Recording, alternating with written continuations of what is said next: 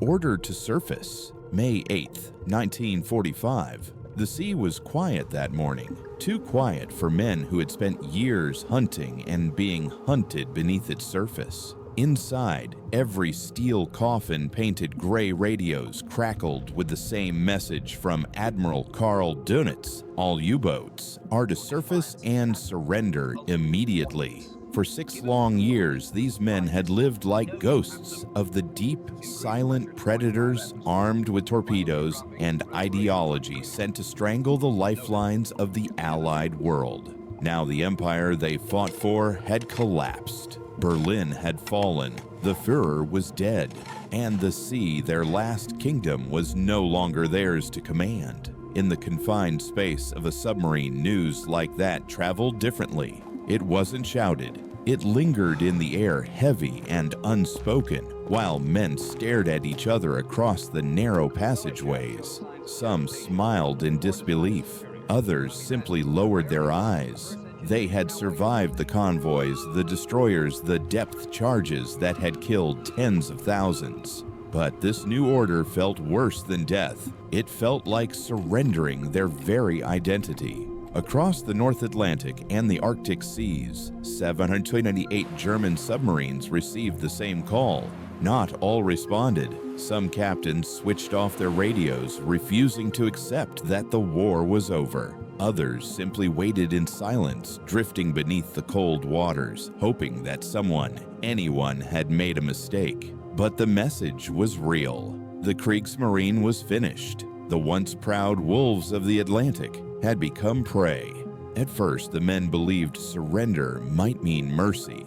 They had heard the Allies speak of civilized warfare, of conventions, and humane treatment, but few aboard those U-boats believed it. They remembered what they had done, the convoys they'd sunk, the ships burning in the night, the men screaming for help in the freezing water. They knew mercy was not something that survived this war. Above them, destroyers and corvettes circled like vultures. On May 9th, the first German submarines began surfacing under the watch of Allied guns. Some flew white bedsheets as makeshift flags. Others rose slowly, hatches opening to reveal faces pale from years without sunlight. They were met not with gunfire, but with silence. Cold, calculating silence. One British officer who witnessed the scene later wrote, "They looked less like soldiers and more like ghosts surfacing from another world."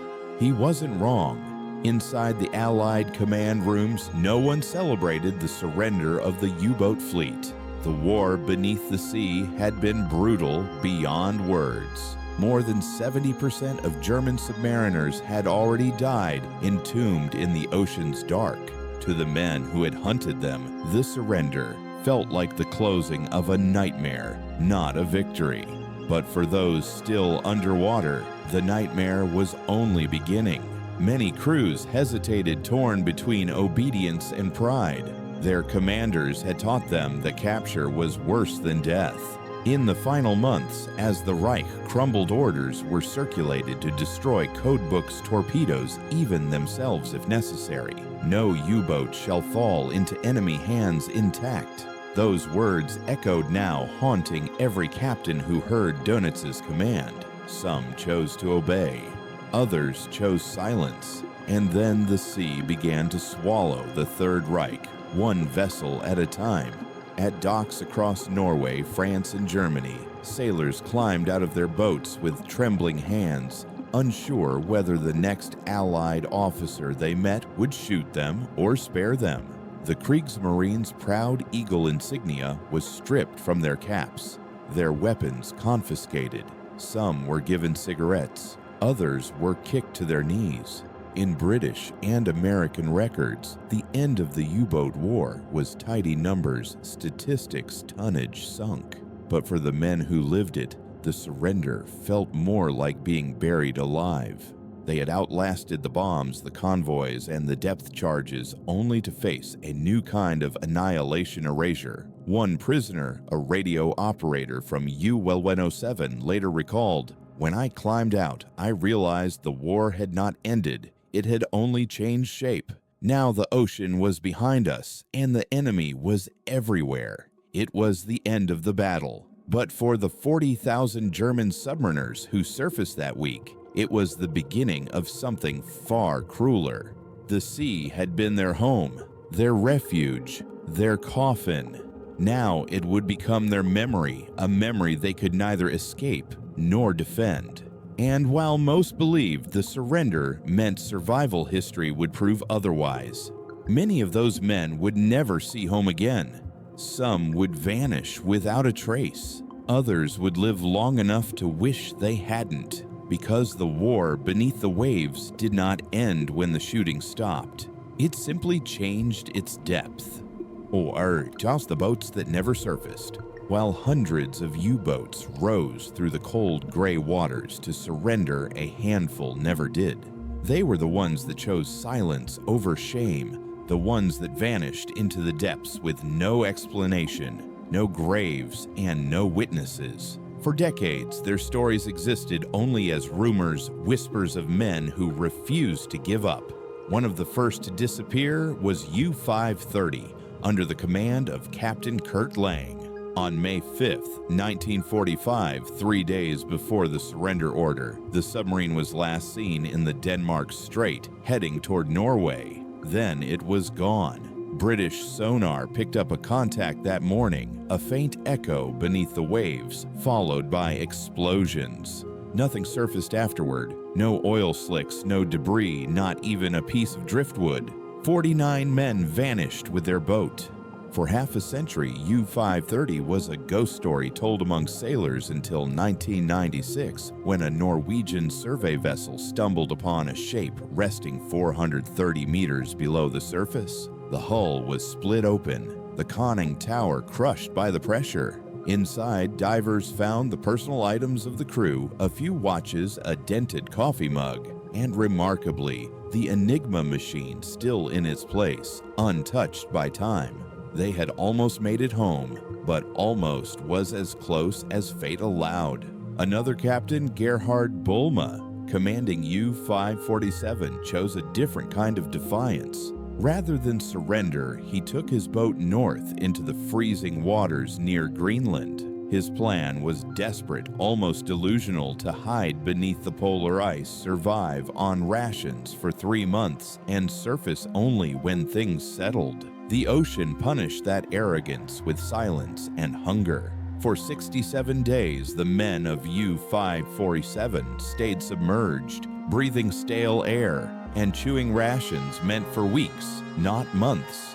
When they finally surfaced off Cape Farewell on July 14, 1945, they were gaunt and hollow-eyed, barely human. The U.S. Coast Guard cutter Mojave found them drifting, surrendering not to an enemy, but to exhaustion. 3 of the crew were already dead, their lungs poisoned by carbon dioxide. Bulma was sent to an Allied prison camp, where he spent 2 years behind barbed wire. But he carried one distinction that none of his comrades could claim. He had kept 41 men alive when the ocean and war had conspired to kill them all. Then there was U-977, the pride of Germany's late-war technology, an advanced electric drive submarine capable of staying submerged for days. When its commander Wilhelm Schulze received Dönitz's surrender order, he ignored it. Instead, he turned east toward the Baltic, determined to go down fighting. British intelligence tracked his movements through intercepted radio signals. On May 22nd, U-977 surfaced near Kiel, flying a black flag, not of surrender, but defiance. Coastal batteries opened fire immediately. The submarine dove beneath the surface and was never seen again. 47 men vanished in a single dive, choosing the cold embrace of the sea over the humiliation of captivity. History would later record them as missing in action.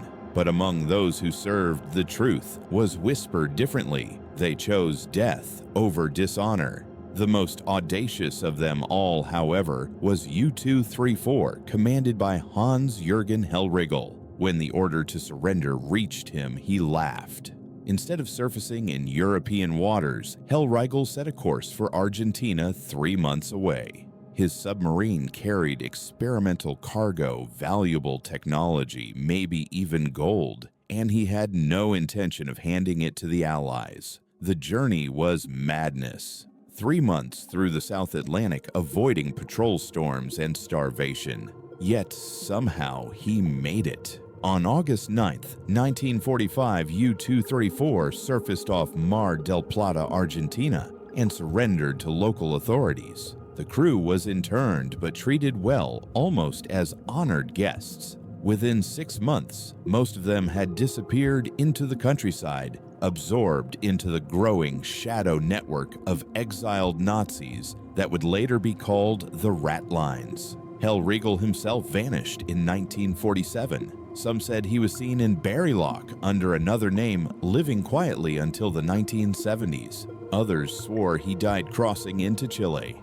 No one ever proved either story. And then there was U-234, an experimental submarine testing the new Walter turbine system, a weapon so advanced it terrified even its own crew.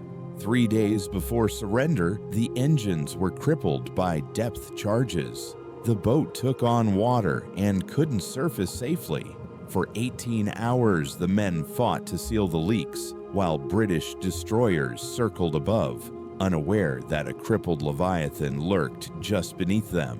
On May 9th, U-1234 finally blew its ballast tanks and surfaced right between 2 Royal Navy ships. The scene was chaos. The Germans scrambled out as the submarine groaned and sank beneath them. 32 men were rescued, 15 drowned in the engine room. Commander Ernst Cordes was the last to leave, clutching the war diary and code book's fragments of a dying empire sinking under the gray Atlantic sky. Each of these boats had defied the end of the war in its own way, some out of pride, some out of madness, and some because they simply had nowhere else to go. Together, they became symbols of a nation's refusal to face defeat. Steel tombs drifting into history. In the archives of the Allied navies, these incidents were little more than footnotes. But for the men who served, they became legends whispered around barracks and pubs, the kind of stories that blur the line between bravery and desperation. For the survivors of other U-boats now sitting in prison camps, the fate of these missing crews haunted their sleep. Some envied them, some cursed them, and some deep down wished they'd gone down the same way, fast, clean, and final. Because what awaited the living was not mercy. It was the long, slow death of captivity. The captives of the deep, the men who surfaced, believed the worst was over. They had escaped the sea that had killed so many of their brothers. But when they climbed onto Allied decks, hands raised and faces pale from months without sunlight, they discovered that survival came with its own kind of death. From May to December of 1945, tens of thousands of captured German submariners were processed through a patchwork of Allied prison camps scattered from the gray coast of Scotland to the desolate plains of Kansas and the frozen forests of Siberia. Their uniforms were stripped, their insignia torn off, their names replaced by numbers. They were no longer sailors, no longer soldiers. They were property. At Featherstone Park in England, 3,000 German naval officers were held behind barbed wire. British guards kept a clinical distance, calling them the men of the deep. Every day, prisoners watched from the fences as the Royal Navy methodically destroyed the remnants of their once proud fleet. Their boats, the same steel beasts that had carried them through hell, were towed out to sea and sunk under Operation Deadlight. In one account, a prisoner named Hans Gubler wrote that he saw the periscope of his former submarine U-505 vanish beneath the Atlantic. "It was like watching my own life being lowered into a grave," he said. "When it disappeared, something inside me went with it." For some, captivity was a blur of monotony, endless counting of days that had no meaning. For others, it was a slow erosion of everything that had once made them human. They were fed, but rarely spoken to, questioned, but never understood. Across the Atlantic, the Americans built their own camps. Camp Concordia in Kansas became the largest facility for captured submariners. Surrounded by wheat fields instead of water, the sailors found themselves in a world that felt alien and cruel in its normalcy. They had fought in darkness and pressure. Now they woke to sunlight and silence. It was almost unbearable. By September 1945, over 12,000 U-boat men were scattered across Allied custody. Some were treated fairly, others were not. The rules depended on the flag above the camp. In Mississippi, the summer heat reached well over 100 degrees. Trains arrived from New York carrying prisoners in cattle cars, 60 men per car. No ventilation, no water. 18 died during the 3-day journey. When the doors opened, the bodies were dragged out and left by the tracks. The camp commander, Colonel James Patterson, wrote in his report, "They were unaccustomed to this climate. That was all." In Texas, at Camp Hearn, German submariners worked the cotton fields under the blazing sun. They were easy to recognize. Pale skin bleached by years below the surface-stooped posture, from crawling through narrow steel corridors, and a peculiar shuffle known among Allied guards as the submariner's walk. Local farmers paid 50 cents a day for their labor. The prisoners received nothing. In England, the interrogations began in a building known simply as Room 14. There, intelligence officers from the Royal Navy and MI6 took turns extracting every secret they could find. The British wanted technical data dive limits, fuel capacity, sonar evasion tactics. Each commander was asked the same questions in the same order until their voices cracked. Some cooperated to survive. Others refused and were left in solitary confinement for weeks. The Americans, meanwhile, focused on harvesting knowledge for their own navy. They weren't cruel, they were methodical. Camp Clinton in Mississippi became their primary processing center. There, engineers and naval experts questioned captured German officers about everything from periscope optics to torpedo propulsion. In exchange for cooperation, the prisoners received slightly better rations, perhaps a cigarette, perhaps a blanket. To the west, the French took a harsher path. At La Rochelle and Brest, captured U-boat crews were forced to rebuild the ports their torpedoes had once destroyed. "You took it down," one French officer said coldly. "Now you'll put it back." Prisoners worked 12-hour shifts, hauling concrete, repairing docks, and clearing mines. Many died in the process. Their bodies were buried in unmarked graves behind the shipyards. But it was the Soviets who delivered the most brutal fate. When the Red Army captured German naval bases along the Baltic coast, Königsberg, Danzig, Gotenhafen, they found thousands of U-boat personnel who had never even gone to sea. These men, young and terrified, were marched east. No records, no trials, just disappearance. For men like Chief Petty Officer Henrik Bliot, commander of U-48 during the Norwegian campaign, the verdict came swiftly. The Soviets accused him of war crimes against a neutral nation and sentenced him to 25 years of hard labor in the Kola gold mines. He lasted 8. His family never received word of his death. By 1946, the once feared wolf pack of the Atlantic had been scattered to the wind-caged, beaten, or buried. Of the 41,000 men who had served, nearly half were dead, and thousands more were now prisoners in lands they had never seen. And yet through it all, they clung to the same grim instinct that had kept them alive beneath the sea silence. They refused to break under interrogation. They refused to speak of guilt or ideology. They spoke only of the boats, their engines, their pressure hulls, the sound of steel groaning under depth charges. because that was all they had left. For years, the world would remember the U-boats as symbols of terror. But inside those camps, the men themselves had become relics, fossils of a dying empire still breathing out of habit. And somewhere beyond the fences, the ocean waited indifferent, endless, and cold. It had been their home. Now it was their graveyard. But the Allies weren't done with them yet. The victors had new plans for the prisoners of the deep, plans that would test the limits of flesh, mind, and morality itself.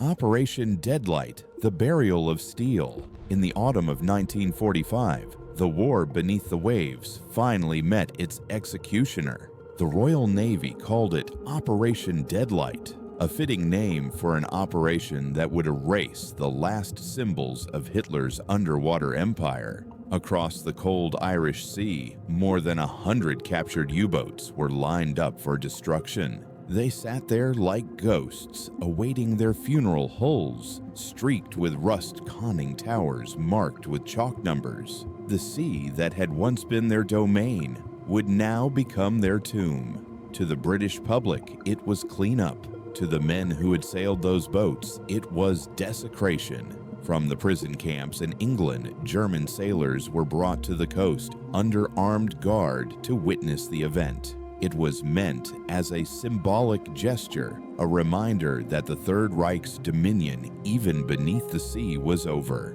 But for those watching, it felt like something else entirely: the burial of their brothers, their history, and their purpose. One witness, a young radio operator from U-505, later described it in his diary. They made us watch as they towed the boats out one by one. When the first explosion went off, the sea rose in a black column. The ship groaned as if alive. Then it was gone. Just bubbles and oil spreading like blood. The Royal Navy detonated scuttling charges and opened sea valves, sending one submarine after another to the bottom. Some sank quietly. Others resisted their air tanks, bursting metal, shrieking, the sea boiling around them. Each descent felt like an execution.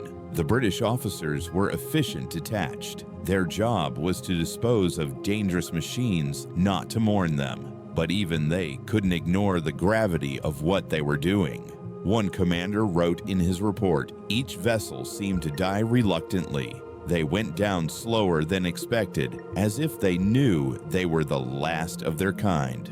Operation Deadlight continued for months. By the end of it, 116 U-boats lay scattered across the Atlantic seabed, a steel graveyard stretching hundreds of miles. Many of the submarines sank before reaching the designated scuttling zone, pulled under by leaks and storms. Some broke apart on tow, vanishing before the charges could be fired. To the Allies, it was a way to purge the sea of German ghosts. To the surviving submariners, it was a punishment worse than death.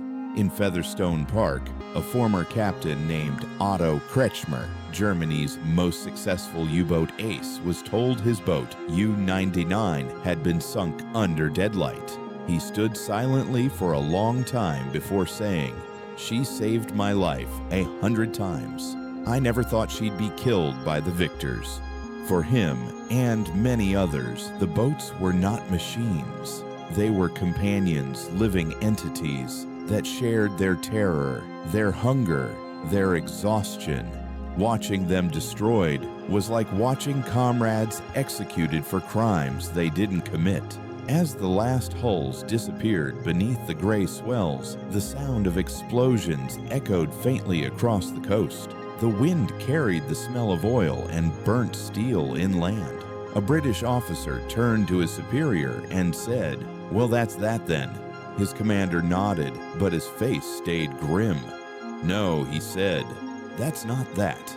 The sea remembers everything." And it did. Years later, divers who explored the wrecks of Operation Deadlight described a haunting sight: rows of submarines lying eerily intact, their periscopes tilted upward like pleading arms, their hulls crusted with barnacles and coral. Some still had hatches sealed tight, as though waiting for orders that would never come. For decades, fishermen along the Irish coast claimed their nets caught on the steel ghosts below. Locals swore that on calm nights you could hear hollow thuds beneath the waves, like doors closing in the deep. Most dismissed it as superstition. But for the few surviving U-boat men who had been forced to watch the ocean's whispers felt personal, Operation Deadlight was more than the disposal of weapons. It was the symbolic annihilation of a brotherhood. The men in the camps carried that memory like a wound. They had already lost the war, their country, and their comrades. Now even their vessels were gone. Nothing remained of the life they'd known except memory, and even that was fading under captivity. To the outside world, the sea grew quiet, but beneath it, the ghosts multiplied. The Allies had buried the machines, but they hadn't buried the men, and those men scattered across prison camps from Texas to the Arctic Circle were about to learn that their nightmare was far from over. For some, captivity would mean endurance. For others, experimentation, degradation, and madness. The war beneath the waves was over, but a new kind of darkness was about to begin, one that no one had ever written rules for. Interrogations and the Quiet War. The U-boat crews had surrendered their ships, their weapons, and finally their freedom. Yet what came next wasn't peace. It was a new war, one fought not with torpedoes and sonar, but with silence, hunger, and questions that seemed to have no end. By the summer of 1945, the Allied powers had divided the German prisoners among themselves. Each nation had its own goals. The British wanted intelligence. The Americans wanted technology. The French wanted labor. And the Soviets wanted vengeance. For the men trapped behind barbed wire, this division of purpose meant that their fates were as uncertain as the ocean currents they once navigated. Some would return home within months. Others wouldn't see freedom for decades. In England, inside a nondescript brick building known only as Room 14, the interrogations began. The British were methodical, never cruel, but never kind. They asked the same questions to every captured captain. What was your maximum diving depth? How fast could your boat travel submerged? Where did you refuel? How many supply depots did you have? They weren't seeking confession. They were dismantling an empire, one detail at a time. The answers filled 12,000 pages of classified reports, later known as the U-boat files. Some officers spoke freely, trading information for cigarettes or extra rations. Others refused, sitting for hours in silence as the interrogators scribbled notes. Otto Kretschmer, Germany's top U-boat ace, provided detailed diagrams of Allied convoy formations tactics he had studied obsessively during the war. Another officer, Peter Kamer of U-333, revealed secret refueling points hidden in neutral Spain. In return, he was given slightly better food and allowed to write home. For these men, survival had a new currency: information. But in France, the treatment was colder.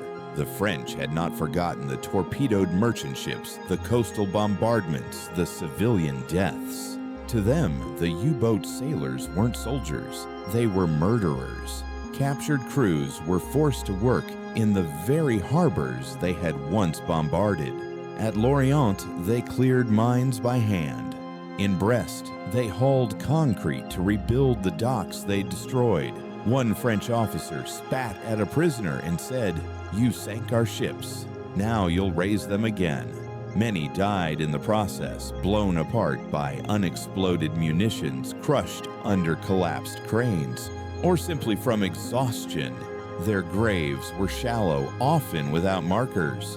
No one wrote their names down.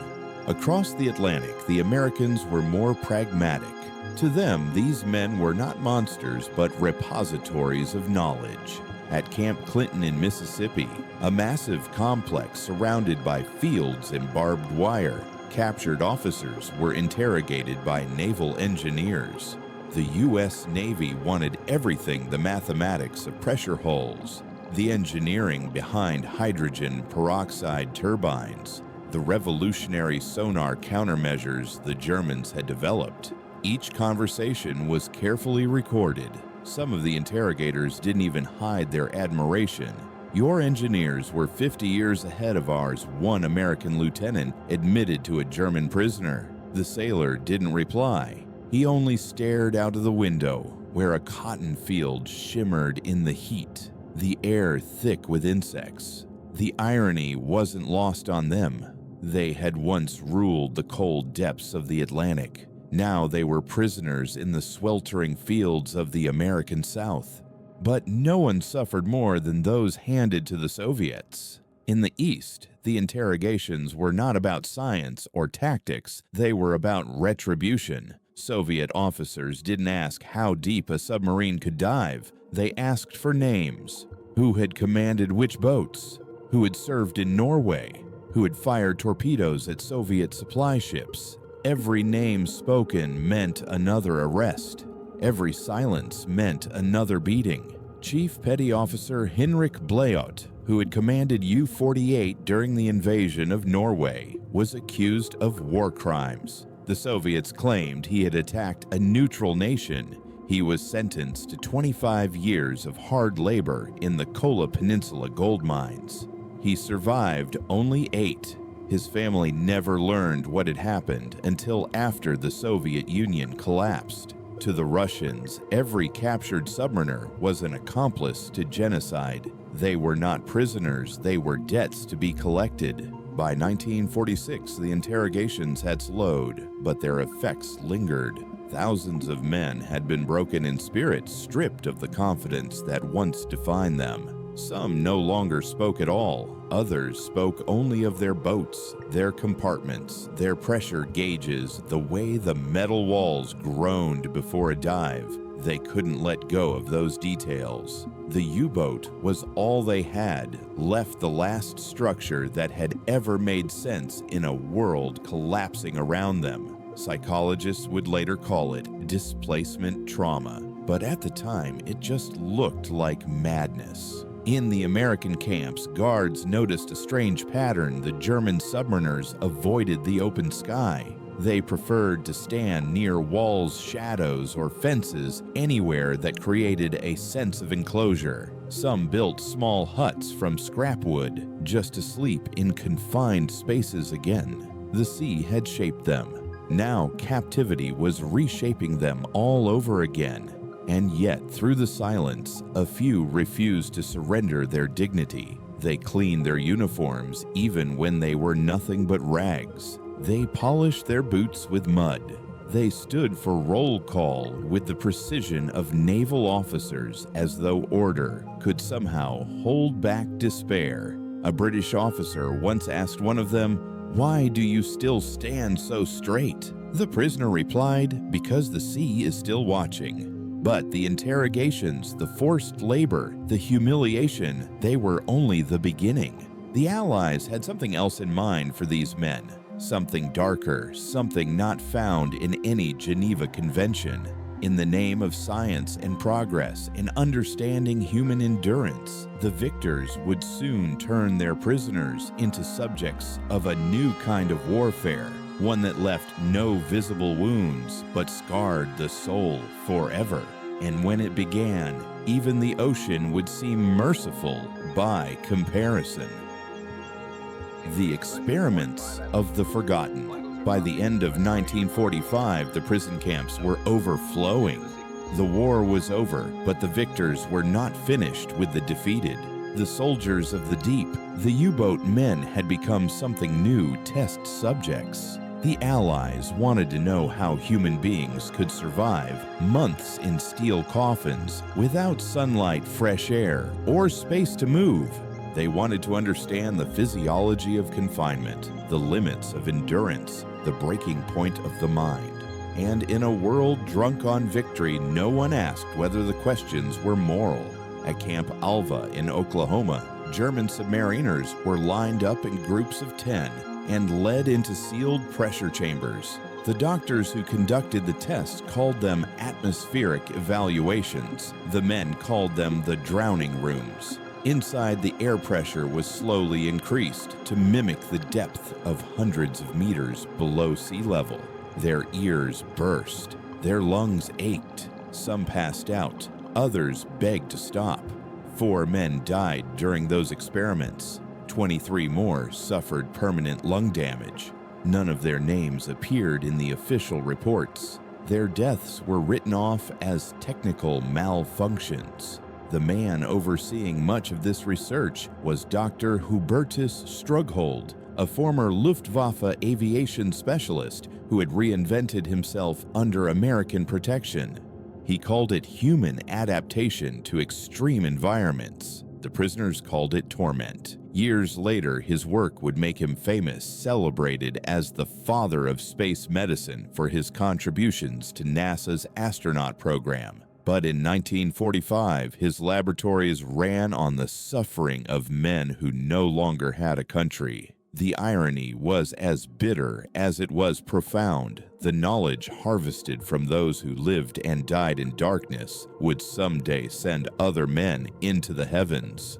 Across the Atlantic in England and France, similar studies were taking place. The British called theirs behavioral observation under isolation. German officers were locked alone in soundproof cells for weeks, deprived of light and contact. The goal officially was to study psychological resilience. The effect was far simpler. Men emerged broken, disoriented, whispering to walls that no longer answered. A few volunteered for such experiments in exchange for better food or shorter sentences. They were told it was harmless.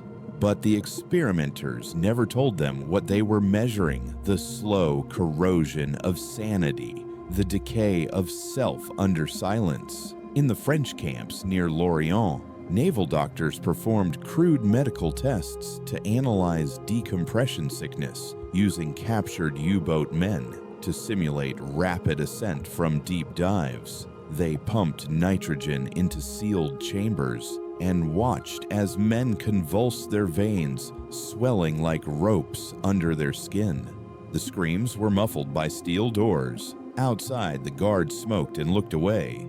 The Soviets, meanwhile, had no need for medical language to justify their brutality. Their laboratories were labor camps, their experiments simply survival.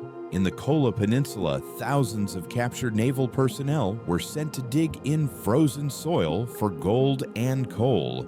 Temperatures fell below -40 degrees. Men who had spent years in heated submarines froze to death within days. The Soviets recorded the number of bodies each morning, not as deaths, but as non-productive units. One prisoner, a machinist from U-702, wrote secretly in a torn notebook before dying, "The cold here is different. It doesn't cut. It eats. It eats the fingers, the ears, the will. We used to fear the sea.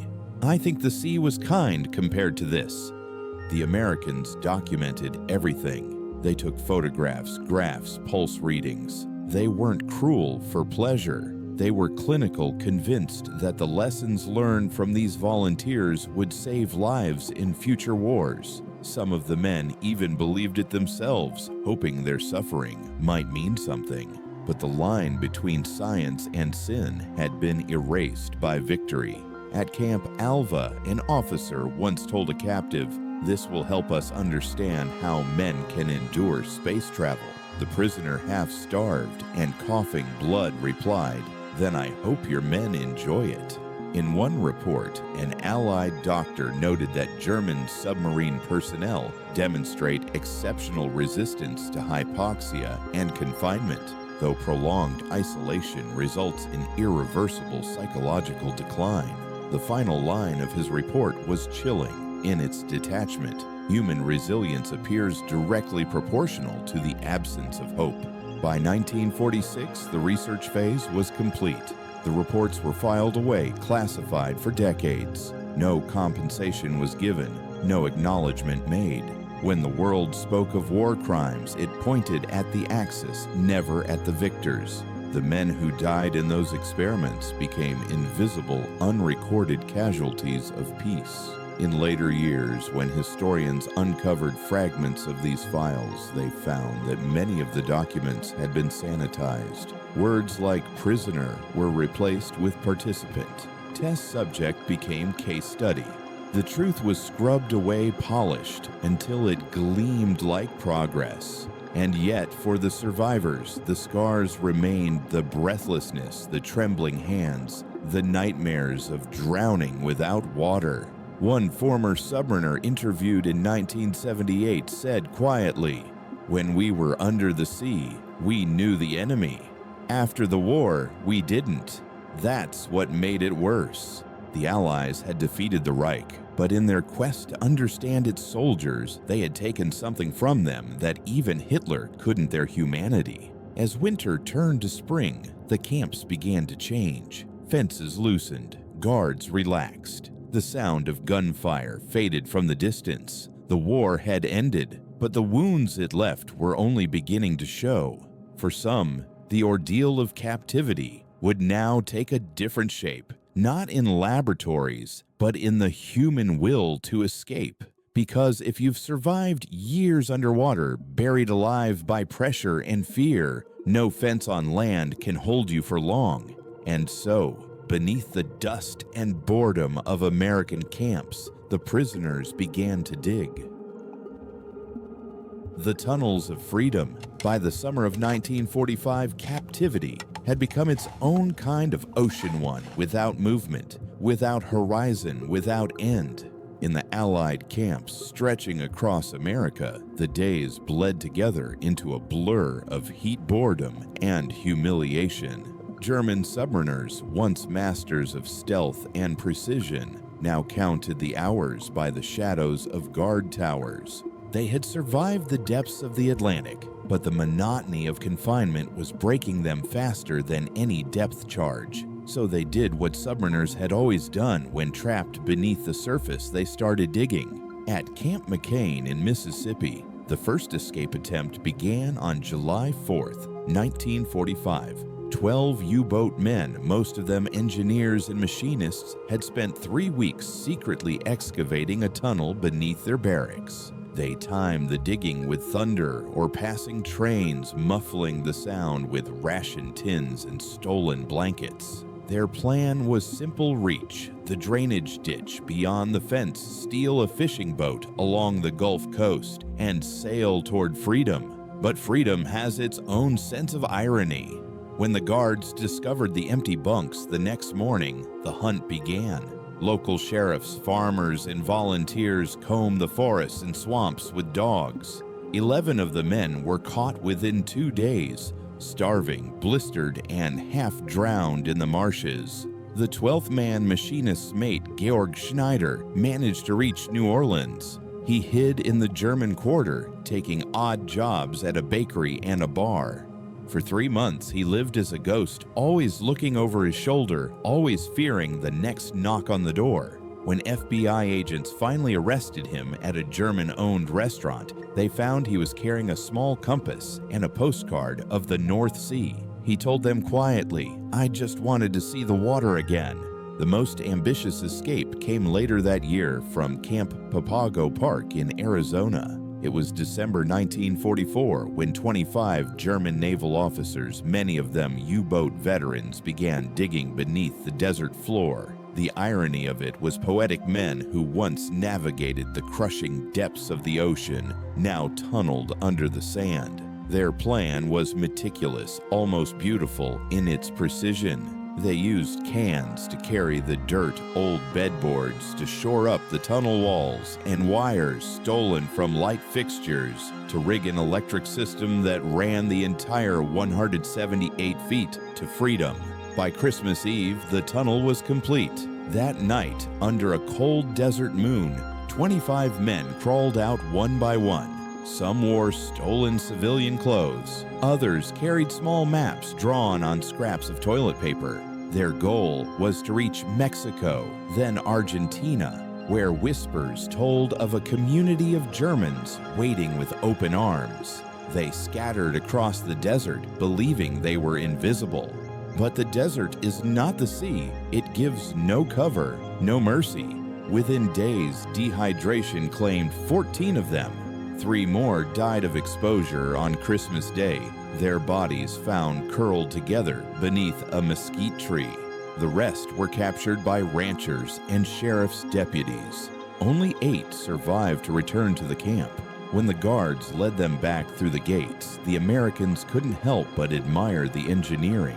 One officer even remarked, "You people build tunnels the same way you build submarines, sturdy, quiet, and hopelessly ambitious." The tunnel was sealed with concrete, but its legend endured. Years later, when one of the former escapees was asked why he risked it, he replied, "Because every man needs to believe there's still a way out." Not all escapes were born from defiance. Some were acts of desperation, others of delusion. At Camp Concordia, a sailor was found walking away from the perimeter one morning, carrying only a stick wrapped in paper with the word "Sud South." When questioned, he said he was heading to the sea. The nearest coast was 1,000 miles away.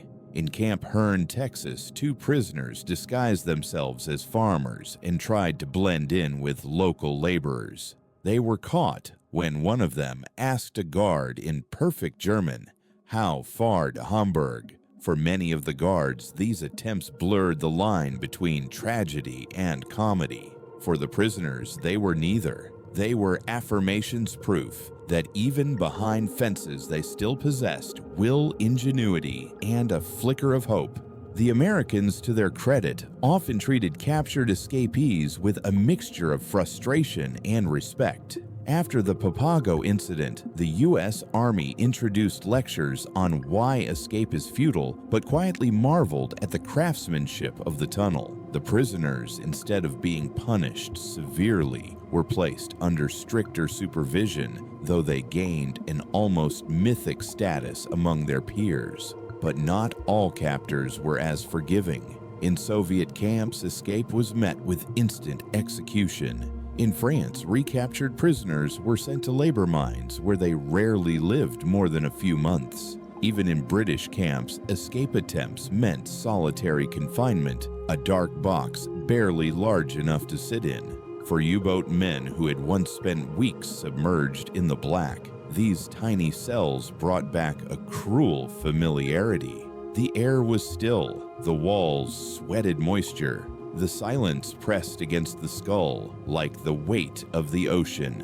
One sailor later said, "In the submarine, silence meant survival. In the cell, it meant the world had forgotten you." By the time 1946 arrived, the escape tunnels had been filled, the fences reinforced, and the men resigned to their fate. But something had changed inside them. They had realized that the greatest prison was not the camp, it was the memory of the sea. They could no longer sleep in open air. They missed the vibration of engines, the hiss of compressed air, the rhythm of duty. They were sailors without water hunters, without prey, ghosts of a war that no one wanted to remember. And yet, even as they surrendered to captivity, a darker form of battle had begun, one that couldn't be fought with hands or tools. It would unfold inside their minds, where the echoes of the deep still whispered and where the past refused to sink. For the submariners who had survived explosions, starvation, and isolation, this next chapter would prove the hardest of all, because now the enemy wasn't out there anymore, it was inside. On the war inside their minds, for the men who had lived years beneath the ocean's silence, was never peace. It was memory. When the guns stopped, when the guards grew lazy, and the fences became part of the landscape, a new war began, fought not with torpedoes or interrogations, but with dreams that would not end. At first, it came in whispers, the clank of phantom hatches, the hum of engines that no longer existed. Men woke in their bunks, gasping, clawing for air that wasn't there. They said they could still feel the walls of the submarine closing in, the pressure mounting against their chests.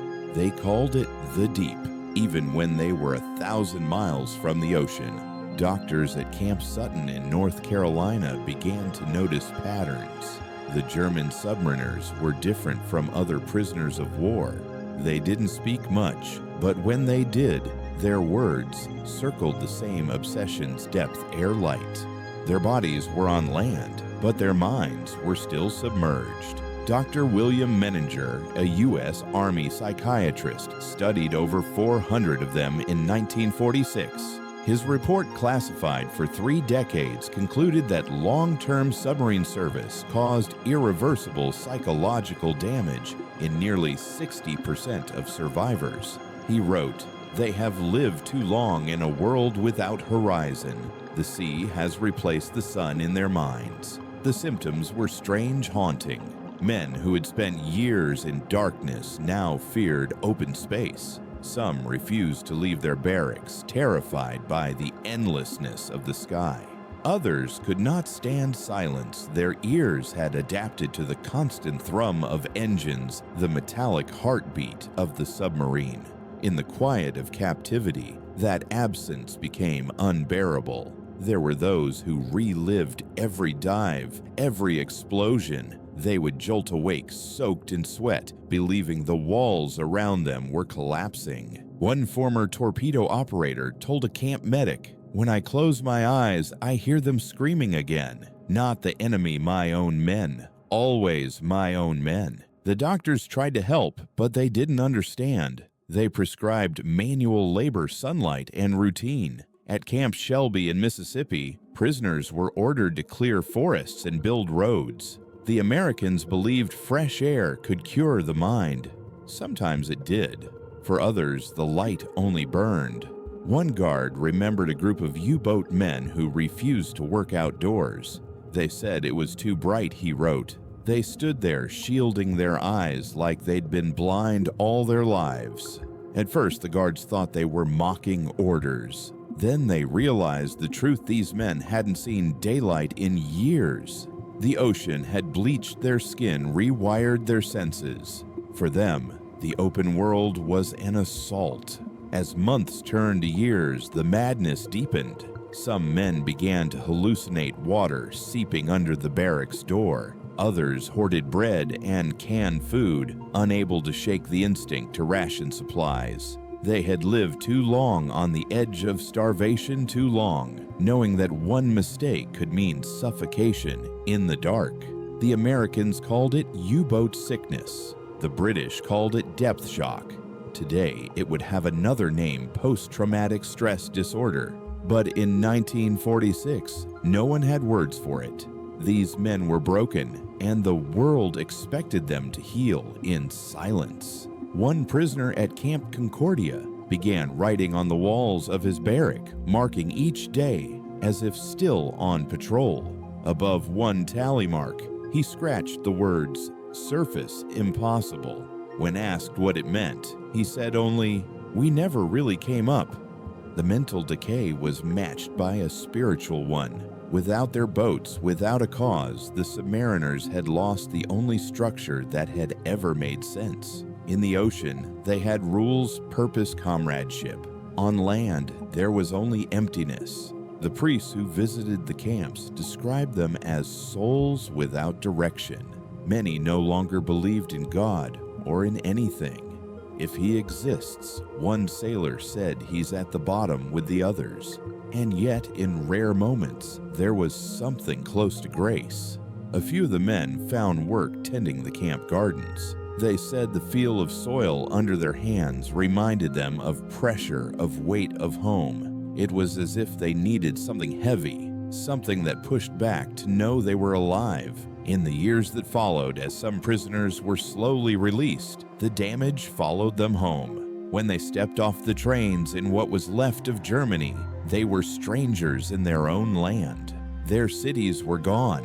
Their families scattered. The war had erased everything except their memories. One U-boat officer returning to Hamburg in 1947 described walking through streets he didn't recognize, searching for the apartment where his wife and daughter once lived. He found only a crater.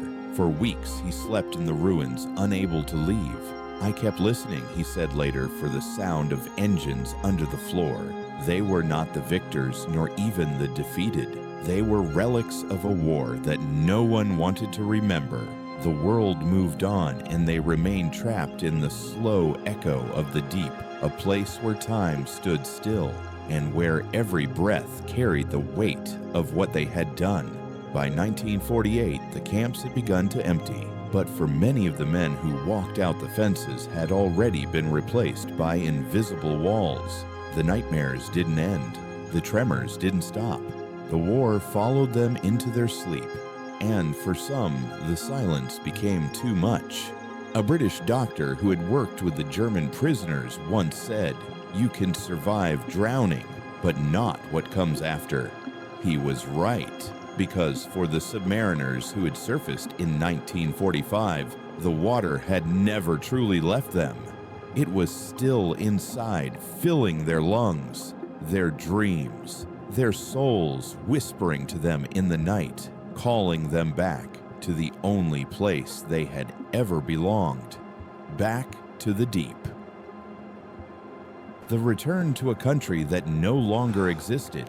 By the late 1940s, the barbed wire began to thin. One by one, the U-boat men were handed papers stamped with the word repatriated.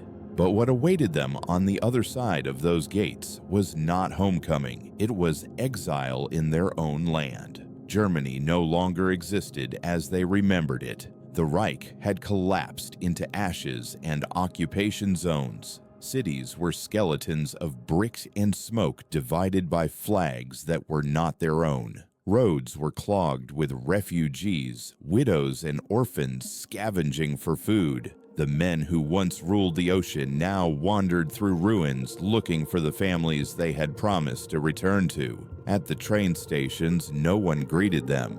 There were no parades, no medals, no songs. Only the dull echo of boots on cracked concrete.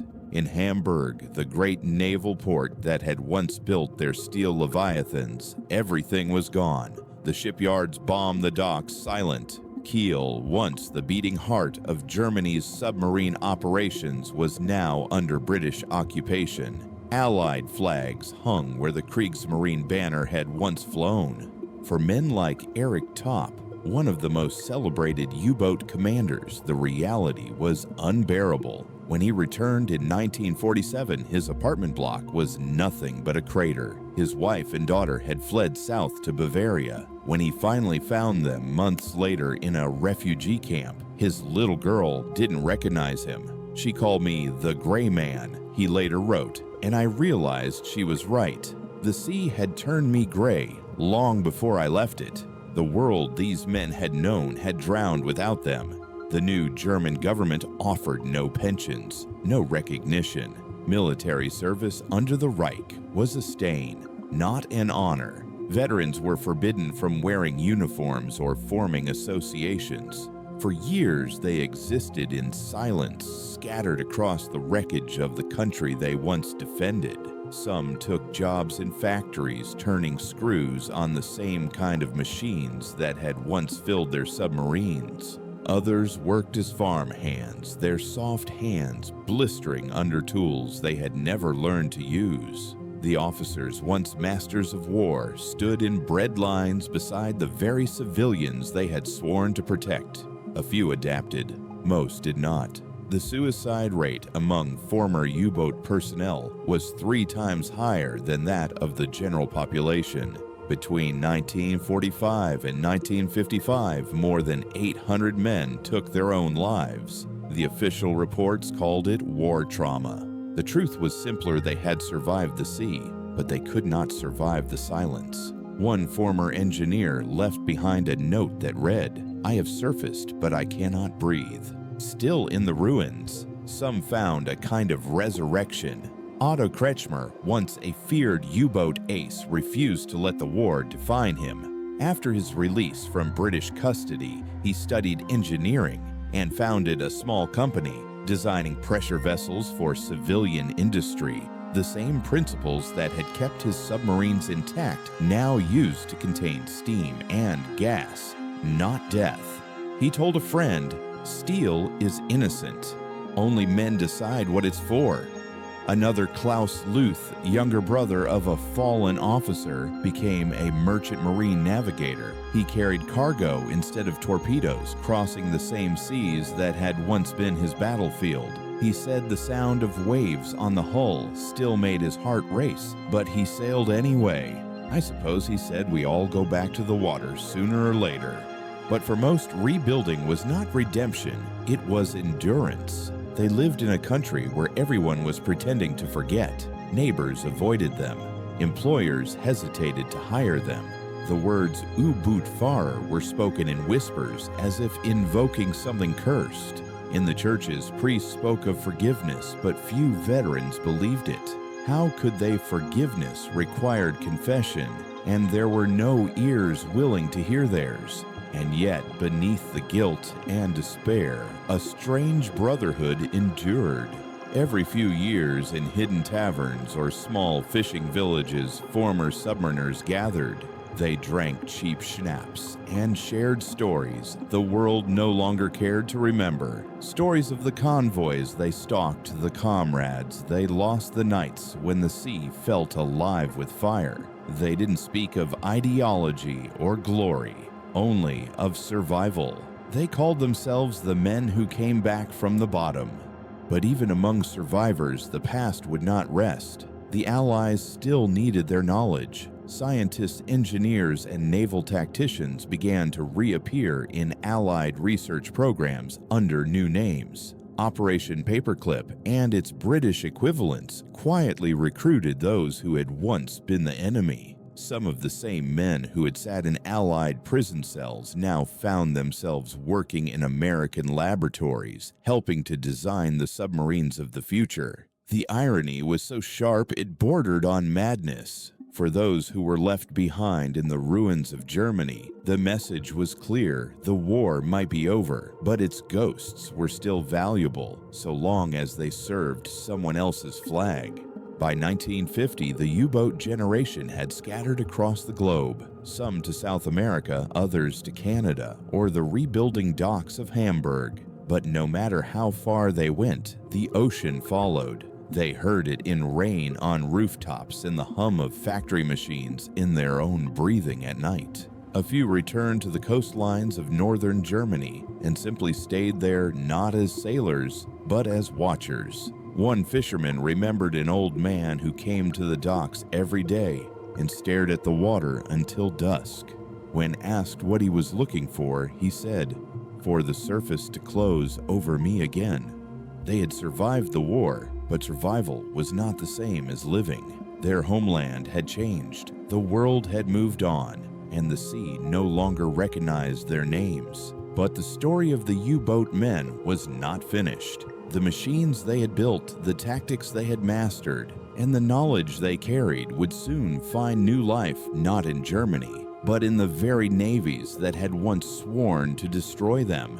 The next chapter of their fate would be written not in guilt or grief, but in irony, the kind that only history could create. Because the world had buried their submarines beneath the Atlantic, but it was about to resurrect their designs in the name of peace. The irony of progress. The men who had returned to broken cities did not know that their machines had already begun a second life. In American, British, and Soviet shipyards, engineers were studying the blueprints that had been seized from sunken bases and captured yards. To the victors, the U-boats were no longer emblems of terror. They were blueprints for the future. In Washington, officers spoke openly of Operation Lusty, the systematic dismantling of every captured submarine bolt by photograph by photograph. German engineers were questioned not as criminals, but as experts. Your hull geometry, one American admiral told a former Kriegsmarine designer, is 20 years ahead of ours. Within 3 years, American Tang-class submarines were sliding into the Pacific using those same curved pressure shells and the same acoustic torpedoes once feared in the Atlantic. In Britain, the Royal Navy rebuilt its sonar systems from German circuitry. In Moscow, Soviet scientists copied entire propulsion units, painting red stars over plates that still read, "Made in Kiel." Even the snorkel, the simple pipe that had let German subs breathe while submerged, became standard on every Navy's fleet. The irony was unbearable for the men who had built them.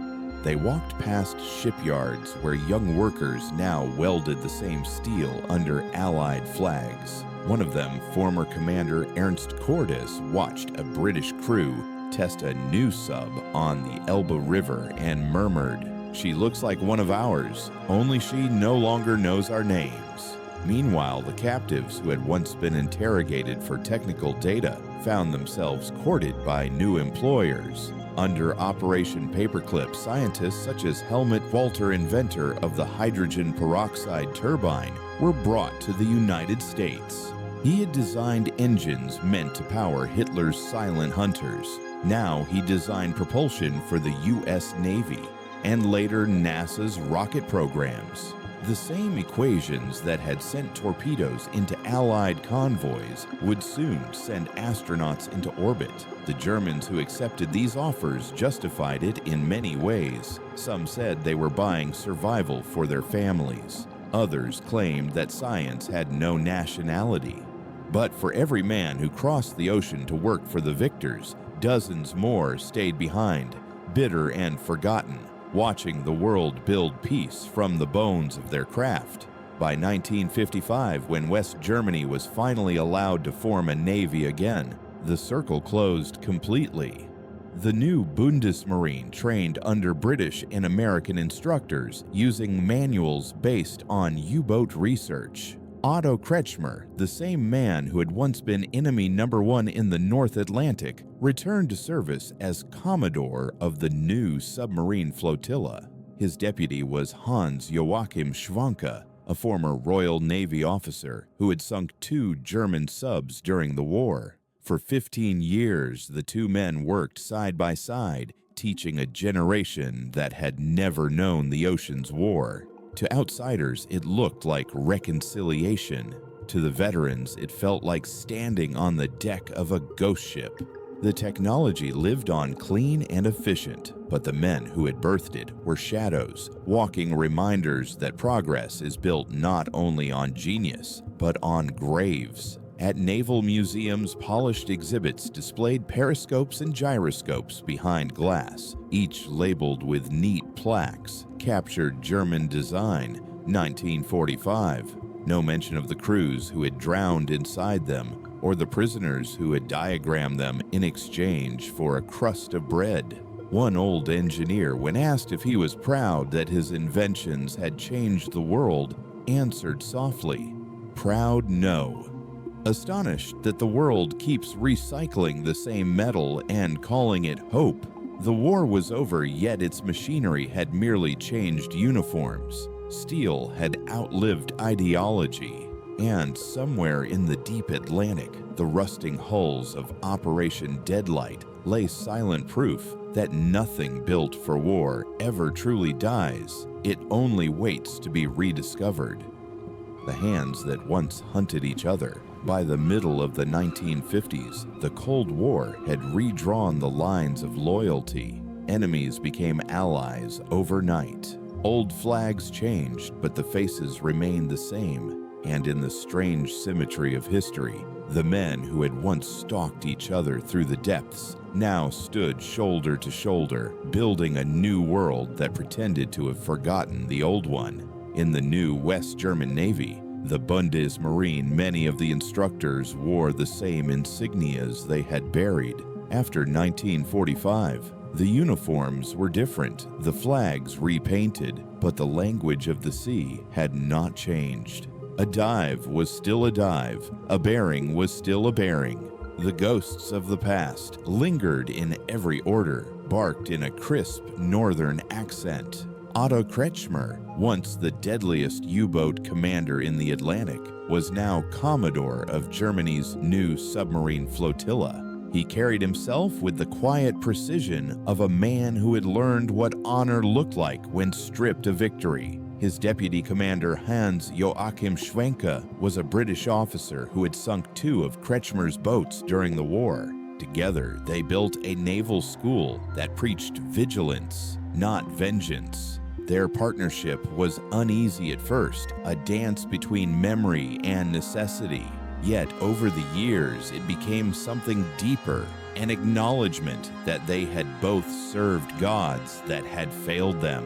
In one of his lectures, Kretschmer told his cadets, "The sea doesn't care who you were, only what you know." For the young German sailors of the 1950s, the lessons were technical. For their teachers, they were confessions. In 1963, Kretschmer traveled to Liverpool for a reunion of Allied convoy veterans. The invitation had been extended by a British merchant sailor named Samuel Jones, whose ship had been torpedoed by U-99 22 years earlier. Jones had spent 18 hours adrift in the freezing North Atlantic, watching his crew die one by one. He had never forgotten the name of the U-boat that had sent them into the sea. When the two men met, they shook hands awkwardly. Jones's palm was rough from years of dock work. Kretschmer's grip was steady, his eyes distant. They spoke quietly away from the cameras and journalists who expected a grand reconciliation. Jones told him about the night his ship went down, the lights flickering. The lifeboat overturned the cold so deep, it made the stars vanish. Kretschmer listened in silence, then said softly, "When I heard the torpedoes hit, I thought of my own men waiting for the same sound. I think I have heard it ever since." They sat together for hours, drinking weak coffee, trading fragments of memory, like two men comparing wounds they could no longer feel. When they parted, Jones clapped Kretschmer on the shoulder and said, "We were all just trying not to die." It was the truest thing either of them had ever heard. Elsewhere, the process of reconciliation took quieter forms. In naval museums, veterans stood side by side explaining to school children how the same ocean had once divided them. The British spoke of courage. The Germans spoke of futility. One former sonar operator, now white-haired and frail, told a crowd, "The sea forgave us before we forgave each other." Yet beneath the polite smiles and photo opportunities, the old guilt remained. Many of the U-boat men had never faced a court, but they had sentenced themselves long ago. They carried the weight of every merchant ship that went down in flames, every voice silenced by their torpedoes. They didn't ask for forgiveness. They didn't believe they deserved it. Still, some small gestures eased the burden. Each spring, a wreath-laying ceremony was held in Kiel, where the names of lost submarines were read aloud. British officers attended standing beside their former adversaries. The list of the dead was long, 40,000 names that the wind carried out to sea. No one applauded, no one saluted. They simply stood and listened to the waves. The men who had once fought each other now found themselves fighting memory. The war had turned into stories, the stories into lessons, and the lessons into warnings. For the younger generations, the U-boats were legends of engineering and endurance. For the survivors, they were tombs with names. Kretschmer himself often said he no longer dreamed of the sea, only of silence. The deepest sound in the ocean, he told a journalist near the end of his life, is not water, it's regret. And perhaps that was the final irony. The men who had once believed they could master the depths had discovered that the real abyss was inside them. But history, like the tide, never truly rests. For just when it seemed that the last survivors had made peace with the past, the sea was about to give up one more secret, one buried so deep that even the victors had chosen to forget it. It's after the mass graves beneath the ice. For decades after the war, the story of the U-boat men ended neatly in history books. The war was over. The survivors returned home. The rest lay forever beneath the waves. But history has a habit of surfacing when it's least expected. In 1998, construction workers in Hamburg unearthed a trench filled with bones, 14 bodies buried hurriedly under the foundations of a warehouse. The first assumption was that they were civilians, casualties of the bombings. But among the remains were buttons marked with the eagle and anchor of the Kriegsmarine. The forensic team found dental plate steel identification tags and one corroded Enigma key, the kind issued only to submarine crews. The truth was worse than forgotten history. It was murder. Records recovered later showed that these men had been captured by Soviet forces in April 1945 near Danzig. They were promised transport to a POW camp. Instead, they were executed and buried where they fell. For 50 years, their families had been told they were missing at sea. The revelation shattered what little peace the survivors had built. One old officer, when interviewed, said, "We believed the sea took our brothers. It turns out it was men." Then, in 2019, German historians gained access to newly declassified Soviet archives in Moscow. Among the files was a list of camp designations labeled Northern Sector Prisoner Allocation Maritime Units. The records were written in Cyrillic stamped with red seals and numbered in the thousands. They referred specifically to Naval Technicians Type U personnel. There were over 5,000 entries. The documents detailed that between 1945 and 1955, more than 5,000 German submariners died in Soviet labor camps in the Arctic Circle, twice the number previously believed. Many had been worked to death in the coal mines of Vorkuta and Norilsk, their bodies left frozen in permafrost. Some were buried under their barracks when the ground thawed and collapsed. The archives contain transport lists, names, birth dates, and last known boats. For many German families, it was the first confirmation, after 70 years, that their fathers and sons hadn't disappeared beneath the ocean, but under ice. One letter written by a camp clerk and smuggled to Germany in 1949 read simply, "Tell them we are still sinking, but not in water." These discoveries forced Europe to face a truth it had long buried. The war had not ended cleanly in 1945. Its cruelty had stretched far beyond the armistice, outliving the ideologies that had justified it. The U-boat men, once seen as predators, had become victims of a different kind of war, one fought in the dark corners of bureaucracy, where revenge disguised itself as justice. But not all the ghosts were frozen in Siberia. Some still waited beneath the Atlantic. In 2002, sonar scans off the coast of Ireland revealed the intact hull of a Type 1C submarine resting on the seabed. One of the vessels sunk during Operation Deadlight. Inside the rusted remains, divers found a boot, a set of binoculars, and a porcelain coffee cup with the letters U-1234 barely visible beneath layers of silt.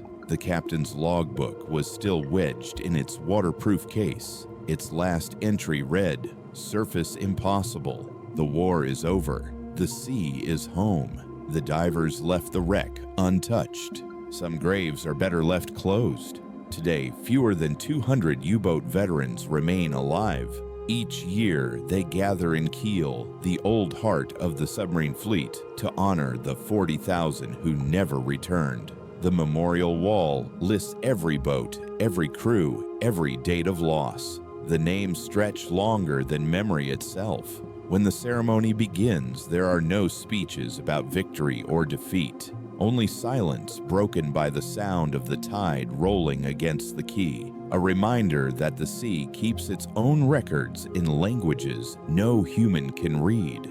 One survivor, his voice barely more than a whisper, once said, "The ocean forgave us before the world did," perhaps because it understands what it means to carry the dead. The story of the U-boat men does not end with redemption, nor with condemnation. It ends where it began, in the endless gray between survival and loss. 41,000 men went to sea in steel tubes. Half never surfaced again.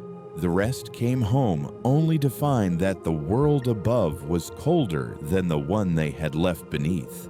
And even now, when the Atlantic lies calm and modern submarines glide through the depths built on the blueprints of their forebears, the ghosts of those men remain. They linger not in monuments or museums, but in the quiet hum of every engine that dives beneath the waves, a vibration felt not heard, as though the sea itself remembers the ones who once belonged to it. For the ocean never forgets. It only waits.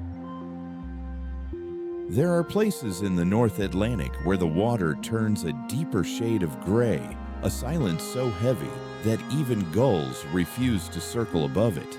Sailors call these still patches where the wind hesitates and the waves flatten as though something vast sleeps beneath. Those who know the history say these are the graves of the U-boats. When the sonar pings fade and the engines of modern submarines drift into neutral, the deep hum that follows carries echoes from another time. Engineers dismiss it as pressure variation.